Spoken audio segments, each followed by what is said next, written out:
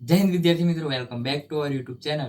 હું આશા રાખું છું કે તમે બધા મજામાં હશો. મારું નામ છે યુવરાજ ને તમારું સ્વાગત છે તમારી યુટ્યુબ ચેનલ યુવરાજ એજ્યુકેશન પર. તો વિદ્યાર્થી મિત્રો, આજે હું તમને શીખવાનો છું ધોરણ 12 વિષય આંકડાશાસ્ત્રનો પહેલું ચેપ્ટર એટલે કે સૂચકાંકનો એક આઈએમપી દાખલો. જે દાખલો હું તમને સરળતાથી અને પૂરેપૂરી સમજૂતીપૂર્વક શીખવાડવાનો છું. તો તમે તે દાખલો શીખવા માટે મારી સાથે બને રહો આ વિડીયોમાં છેલ્લે સુધી, જેથી તમે તે દાખલો સરળતાથી શીખી શકો. તો ચાલો દાખલાની શરૂઆત કરીએ.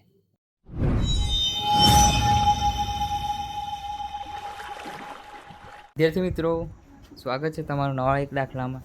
તો અહીંયા આપણે ગણીશું વિભાગ એફ, પહેલું ચેપ્ટર સૂચકાંકનો પહેલો દાખલો, એટલે કે જેની રકમ છે નીચેની માહિતીને આધારે વર્ષ 2014ને આધાર વર્ષ તરીકે લઈ વર્ષ 2015 માટે લાસ્પેર અને પાસેના સૂચકાંક મેળવો. ઉપરાંત ફિશરનો સૂચકાંક મેળવો અને તેનું અર્થઘટન કરો.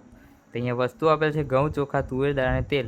2014 એટલે કે જે આધાર વર્ષ છે તેથી P0 અને Q0 નહીં, Q0 નથી આપેલો, કુલ ખર્ચ આપેલો છે.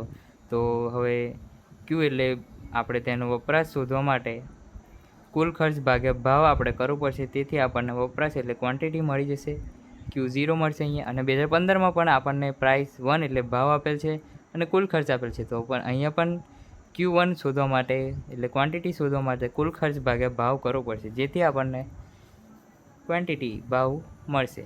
તો સૌપ્રથમ આપણે અહીંયા જોઈ લઈએ. અહીંયા વપરાશ એટલે ભાવ શોધવા માટે પહેલાં પણ કીધું કુલ ખર્ચ ભાગે ભાવ કરવો પડશે. અહીંયા P0 2014નો ભાવ, P1 2015નો ભાવ, Q0 2014નો જથ્થો અને Q1 એટલે 2015નો જથ્થો, જે આપણે શોધીશું આપણે નીચે દાખલામાં, જેના બરાબર.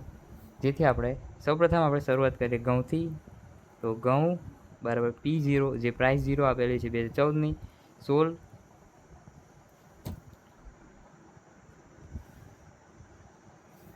Q0 જે શોધીશું આપણે તો 224 ભાગ્યા ભાવ P0 જે આપણને આપેલ છે 16 બરાબર 14, આપણને Q0 મળી જશે.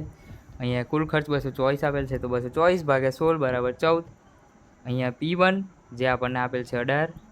તો અહીંયા Q1 એટલે કુલ ખર્ચ આપણને આપેલ છે 270 ભાગ્યા P1 એટલે 18 બરાબર આપણને Q1 મળી જશે 15. તો અહીંયા P1 Q0, તો P1 ને Q0 તો 18 ગુણ્યા 14, 18 ગુણ્યા 14 બરાબર 252.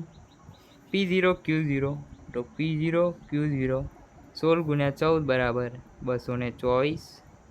ને અહીંયા P1 Q1, તો P1 Q1 તો અહીંયા આપણે 15 ગુણ્યા 18 બરાબર 270. અહીંયા P0 Q1 એટલે P0 Q1 P0 15 ગુણ્યા 16 બરાબર 240. હવે ઘઉં માટે મળી ગયો. હવે ચોખા માટે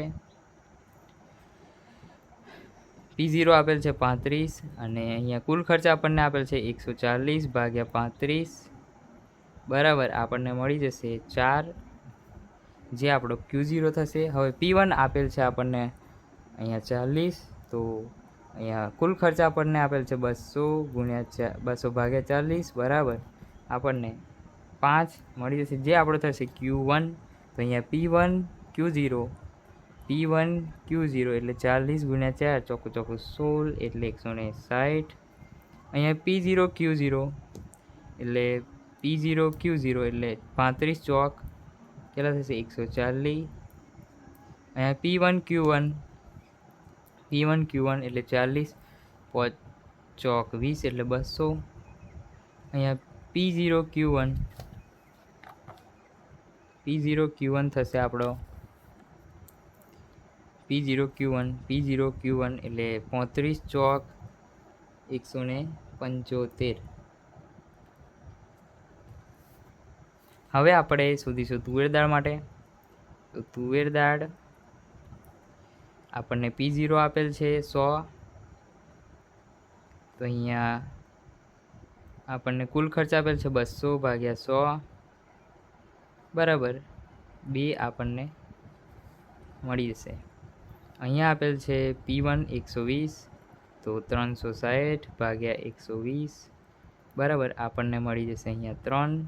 તો સૌપ્રથમ P1 Q0, તો P1 Q0 P1 Q0 120 ગુણ્યા 2 બાદુના 24 240. અહીંયા P0 Q0 એટલે P0 Q0 તો 100 ગુણ્યા 2 200. અહીંયા P1 Q1 એટલે P1 Q1 એટલે 120 બાદુ જોઈએ 42 36 360. અહીંયા P0 Q1 એટલે P0 Q1 એટલે 100 ગુણ્યા 3 બરાબર 300. હવે તેલ માટે શોધીશું. તો તેલ માટે P0 આપણને આપેલ છે 108 અને અહીંયા આપેલ છે 432 ભાગ્યા 108 બરાબર આપણને 4 મળી જશે. અહીંયા આપેલ છે P1 આપણને 120 તો અહીંયા 600 આપેલ છે 600 ભાગ્યા 120 તો આપણને મળી જશે 5. તો અહીં સૌપ્રથમ કરીશું P1 Q0 તો P1 Q0 તો 120 12 ચોક 48 480. અહીંયા P0 Q0 આપેલ છે તો P0 Q0 108 ગુણ્યા 4 એટલે 108 ગુણ્યા 4 બરાબર 432. અહીંયા P1 Q1 એટલે P1 Q1 એટલે 120 12 65 600 અને અહીંયા P0 Q1 એટલે P0 Q1 108 ગુણ્યા 5 બરાબર 540. તો અહીંયા ડેશ અહીંયા ડેશ અહીંયા ડેશ અહીંયા ડેશ અહીંયા ડેશ. સૌપ્રથમ આપણને મળશે સિગ્મા P1 Q0 બરાબર તેનો સરવાળો 1132. ત્યારબાદ આપણને મળશે P0 Q0 એટલે સિગ્મા P0 Q0 બરાબર આપણે ટોટલ સરવાળો થશે તેનો 996. ત્યારબાદ આપણને મળશે સિગ્મા P1 Q1 બરાબર 1430 અને લાસ્ટમાં આપણે સિગ્મા P0 Q1 બરાબર આપણને મળી જશે 1255. તો હવે તેને સૂત્રમાં મૂકી આપણે ફિશરનો સૂચકાંક મેળવીશું અને પાસ અને લાસ્ટ પેયરનો પણ સૂચકાંક આપણે મેળવીશું. સૌપ્રથમ લાસ્ટ પેયરનો સૂચકાંક આપણે મેળવીશું. તો સૌપ્રથમ IL બરાબર સિગ્મા P1 Q0 છેદમાં સિગ્મા P0 Q0 ગુણ્યા 100 બરાબર 1132 ભાગ્યા 996 ગુણ્યા 100 બરાબર આપણને લાસ્ટ પેયરનો સૂચકાંક મળી જશે 113.65 જે આપણો થયો લાસ્ટ પેયરનો સૂચકાંક. હવે આપણે પાછળનો સૂચકાંક શોધીશું. તો સિગ્મા P1 Q1 છેદમાં સિગ્મા P0 Q1 બરાબર 1430 ભાગ્યા 1255 ગુણ્યા 100 બરાબર આપણને પાછળનો સૂચકાંક મળી જશે 113.94 જે આપણો થયો IP એટલે પાસેનો સૂચકાંક. હવે તે બેની મદદથી આપણે ફિશરનો સૂચકાંક સરળતાથી શોધી શકીશું.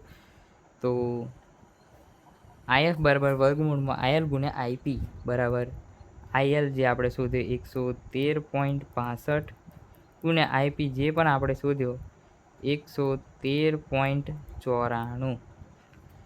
તો તે બેનો ગુણાકાર કરીશું આપણે તો આપણને વર્ગમૂળમાં મળશે 12,949.281 જેને આપણે વર્ગમૂળમાંથી બહાર કાઢીશું તો આપણો જે સૂચકાંક છે તે મળી જશે આપણો 113.79 જે આપણો થયો IF ફિશરનો સૂચકાંક. હવે અર્થઘટન કરીશું. તો અર્થઘટન બરાબર આમ આધાર વર્ષ 2014ના સાપેક્ષ ચાલુ વર્ષ 2015ના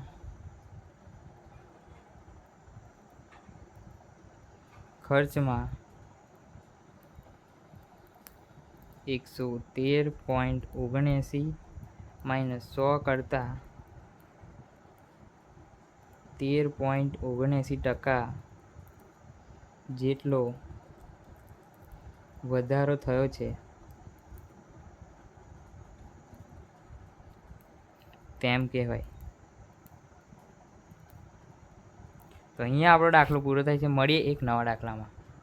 તો વિદ્યાર્થી મિત્રો, અહીંયા આપણો દાખલો પૂરો થાય છે. જો તમને દાખલામાં કંઈ પણ ખબર ના પડી હોય તો તમે કમેન્ટ સેક્શનમાં જણાવી શકો છો.